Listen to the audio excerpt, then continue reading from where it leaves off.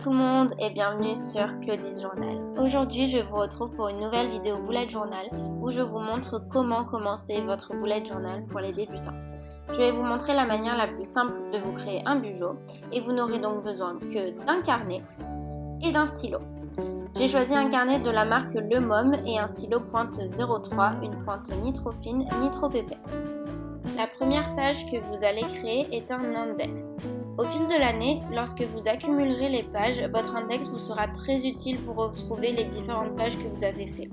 Là, vous pouvez faire quelque chose de très simple, comme je viens de faire.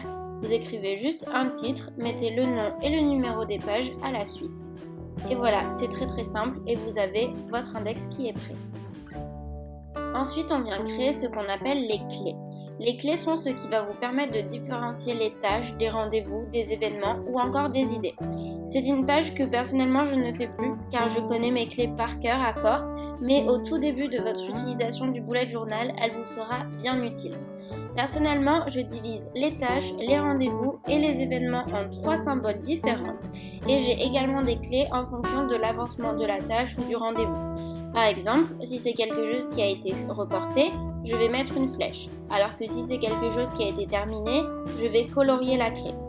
Il n'y a pas de règle à suivre, vous pouvez choisir les clés qui vous semblent les plus utiles selon votre organisation personnelle. Je me suis inspirée des clés que Ryder Carroll avait créées, mais ensuite j'ai remixé un peu à ma sauce. Il est important que vous compreniez bien vos clés puisque vous allez les retrouver partout dans votre bugeot, c'est pourquoi elles doivent être très personnelles. Je ne l'ai pas fait ici, mais en plus de vos clés, vous pouvez également rajouter des codes couleurs si jamais ça vous permet de mieux vous organiser. On passe ensuite à la page du Future Log. Le Future Log est une vue complète sur l'année à venir. Le bullet journal étant un planeur que vous créez peu à peu, vous n'aurez pas toutes les pages de tous les mois dès le début.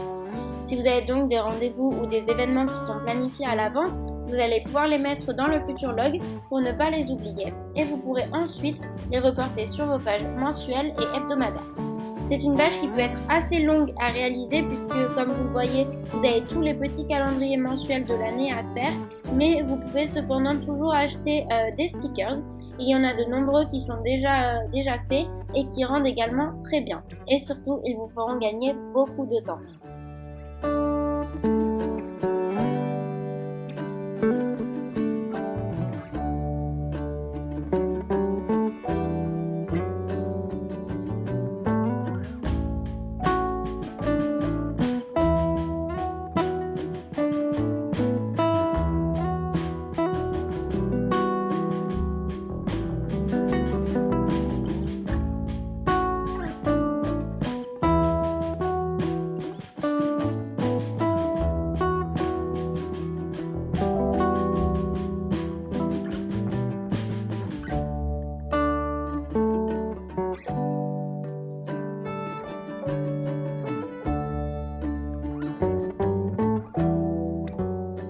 Donc voilà le rendu final de votre Future Log. Vous avez de l'espace pour noter tous les rendez-vous. Et là, vous voyez qu'avec un stylo rouge, je suis venue noter toutes les choses importantes de l'année.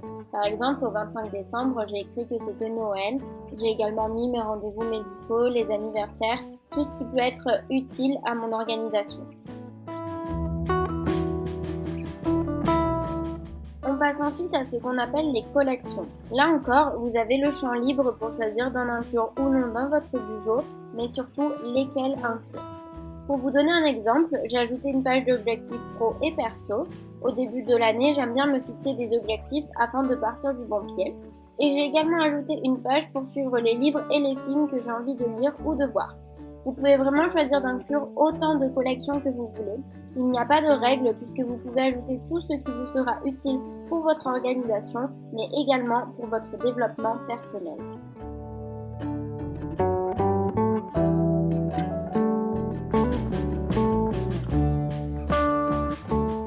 Et enfin arrivent les pages dédiées au mois en cours. Et là on commence par la page mensuelle qui va vous permettre d'avoir une vision d'ensemble du mois en cours. Le principe est le même que pour le Future Log. Vous allez pouvoir noter tous vos rendez-vous à l'avance. Comme ça, si toutes vos pages hebdomadaires ne sont pas créées, vous pourrez toujours avoir une trace de vos futurs rendez-vous ou événements. Vous avez de nombreuses façons de mettre en place cette vue mensuelle. Je vous conseille d'aller faire un petit tour sur Pinterest pour y trouver de l'inspiration. Personnellement, j'aime bien cette mise en page avec des carrés car ça me permet de bien voir le mois dans son ensemble et d'avoir la place d'y noter des choses. Si ça vous intéresse, je pourrais faire une vidéo ou bien un article de blog ou même les deux pour vous montrer les différentes mises en page mensuelles que nous pouvons faire. Ça vous aidera peut-être à trouver de l'inspiration et à trouver la mise en page qui vous permet de vous organiser le mieux possible. J'ai également une petite partie de la page dédiée à mes objectifs du mois. C'est toujours bien de se fixer des objectifs, que ce soit annuellement ou mensuellement. Et ensuite, je viens mettre le numéro de chaque jour pour ne pas être trop perdu dans ma grille.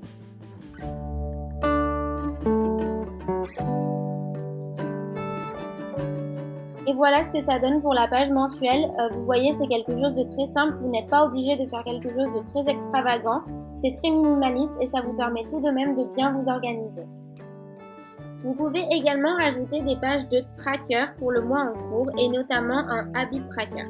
Il s'agit en fait de traquer des habitudes que nous voulons mettre en place. Par exemple, si nous avons décidé au mois d'octobre de commencer la méditation, nous pouvons le mettre dans notre habit tracker afin de suivre cette habitude de plus près. Et ensuite, vous pourrez chaque jour venir cocher l'habitude si vous l'avez fait ou bien la laisser en blanc si vous ne l'avez pas effectuée. Pour le format de ce habit tracker, j'ai choisi un format vraiment très simple puisque je voulais vous montrer une manière très facile de se créer un bullet journal. Mais encore une fois, vous pouvez voir sur Pinterest, il y a plein de types d'habit tracker différents. Je suis sûre que vous pourrez trouver votre bonheur quelque part. J'ai ensuite rajouté un tracker de dépenses qui peut être vraiment très utile si vous voulez suivre vos dépenses ou même vos revenus. Pour cela, j'ai fait un tableau où je viens juste mettre la date, la description de la dépense ou de la rentrée d'argent et s'il s'agit de débit ou de crédit. Encore une fois, j'ai fait quelque chose de très simple, mais il y a plein de mises en page différentes que vous pouvez aller voir sur Pinterest. Et de la même façon, j'ai décidé de vous montrer ces deux trackers-là, mais vous pouvez en faire plein d'autres, comme des mood trackers par exemple. Et on arrive enfin à la vue hebdomadaire, qui est la vue sur laquelle vous allez pouvoir mettre le plus de détails. Personnellement, j'aime bien me refaire un petit calendrier mensuel. Ça me permet d'avoir un repère sur le mois en cours et de voir à peu près où on se situe. Et ensuite, je rajoute également une to-do list pour savoir tout ce que j'ai à faire dans la semaine.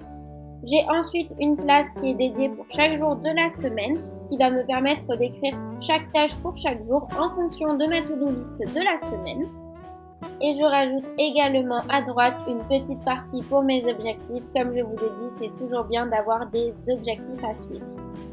Si jamais vous voulez avoir encore plus de détails et une vue encore plus fine, vous pouvez vous créer des daily logs qui vont être une vue sur un jour en particulier et qui vous permettront d'avoir beaucoup plus de place pour noter tout ce que vous avez à faire dans une journée.